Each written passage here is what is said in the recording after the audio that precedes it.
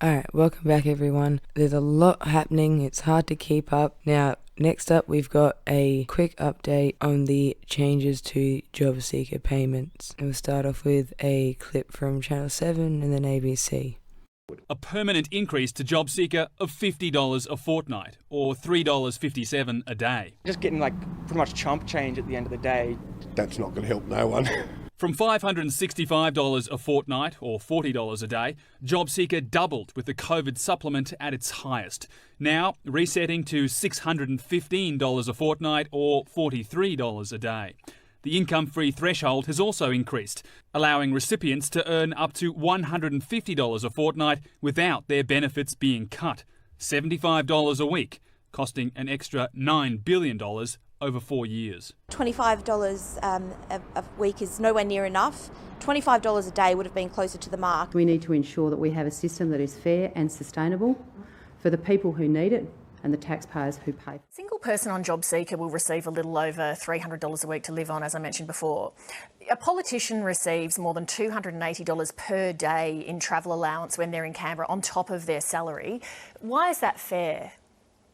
Well, as you would be well aware, the rate of payment that we are talking about is the base rate, and in a number of areas there are supplements, there are allowances, and there are other things that people have available to them because Australia's system. Sorry to interrupt you, Minister, but I mean, just for the average Australian watching, a politician gets $280 a day in travel allowance. Someone on JobSeeker has to live off $300 a week. Why is that fair? Well, certainly the most important thing that we can do, as I said, this is a safety net. It's about supporting people while they're looking for work. But the most important thing that we as a government can do now that the pandemic is hopefully largely behind us and the economy is recovering, is we've got to focus on getting jobs so that every Australian can have a job and they can have the benefits that are associated with having a job and the income that goes with it. Don't you want to tackle my question head on? Well, I think I am tackling your question head on, Lee, and that is that the most important thing that we can do is to provide people with access to jobs. So we need to make sure the economy is providing those jobs, and that's exactly what we're going to do. Is that why you say that you deserve the $280 a day in travel allowance?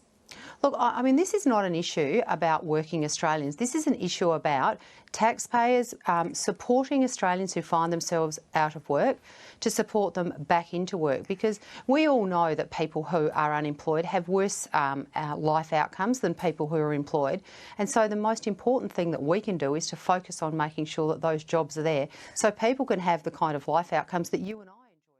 Alright, so they're adding $3 a day but tightening mutual obligations, and now I really want to focus on that word salad that Anne Ruston came out with in the attempt to not answer that question. Look, I mean, this is not an issue about working Australians. This is an issue about taxpayers supporting Australians who find themselves out of work to support them back into work. Okay, Anne, if it's about getting people back into work, what could the possible explanation be for there being more people receiving JobSeeker payments than there are unemployed people? How does that make sense? How are there about 400,000 more people getting JobSeeker payments than it says that we have unemployed people? I thought the best kind of welfare was a job. Apparently not. And speaking of jobs, the most important thing that we can do is to provide people with access to jobs. So we need to make sure the economy is providing those jobs.